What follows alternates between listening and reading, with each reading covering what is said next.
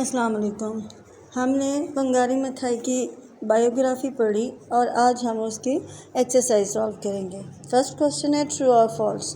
इनके बंगाली मिठाई में से कुछ सेंटेंसेस दिए हुए हैं, वो हमने बताने हैं कि ये ट्रू हैं और फॉल्स हैं। When Bengali was a child there were no trees, तो ये बिल्कुल गलत है, फॉल्स। बंगाली जब बची थी तो वहाँ बहुत से दरख्त थे। Wangari was sad because the trees had gone. True, वो वाकई ही बहुत अफसरदा थी दरख्तों के जाने से। Many people planted little trees in long row. ठीक है, ट्रू है। People cut down all the new trees. False. लोगों ने दरख्त लगाए थे, काटे नहीं थे। The new trees made Kenya a better place to live. True. नए दरख्तों की वजह से केन्या जो है वो एक बहुत अच्छी जगह बन गई थी। ट्रू। नेक्स्ट क्वेश्चन है what happened first, what happened next, यानी कि पहले क्या हुआ था, बाद में क्या हुआ था। सेंटेंसेस दिए हुए हैं और हमने नंबरिंग के हिसाब से बताना है कि ये कितने नंबर पे बात कही गई थी। Wangari planted the seeds and wanted them. Wangari took seeds from the tree. The trees grew big, fruits grew on the trees. Wangari gave the little trees to women and children in her village. Together they planted many rows of trees. ये sentences अब हम numbering से बताएंगे।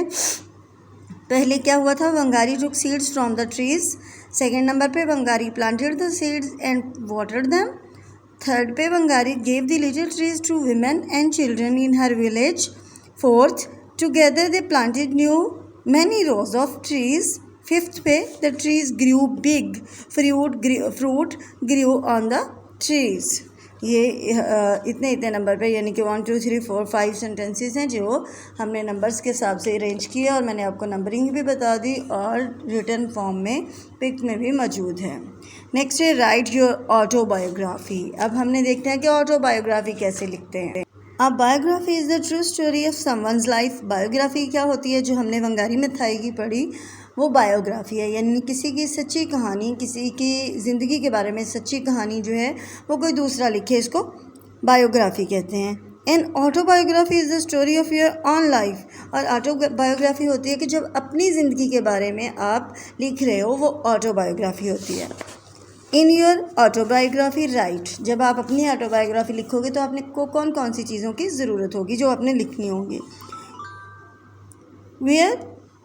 Where you were born, आप कहाँ पैदा हुए। Two interesting things that have happened to you, दो बहुत दिलचस्प चीज़ें जो आपके साथ हुई।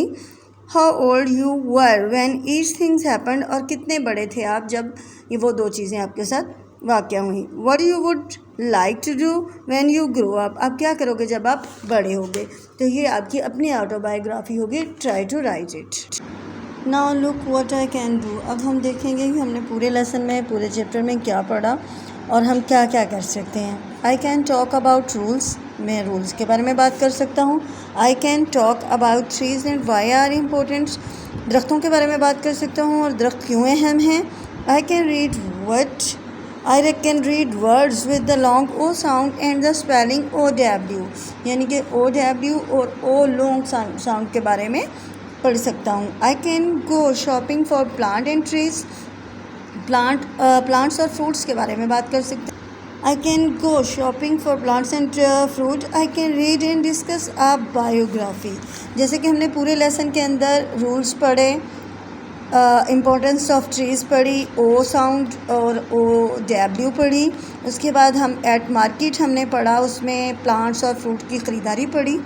एंड देन हमने बायोग्राफ़ी और ऑटोबायोग्राफ़ी पढ़ी कि दोनों को किस तरह से ऑटोबायोग्राफ़ी कैसे लिखी जाती है और बायोग्राफ़ी कैसे लिखी जा सकती है।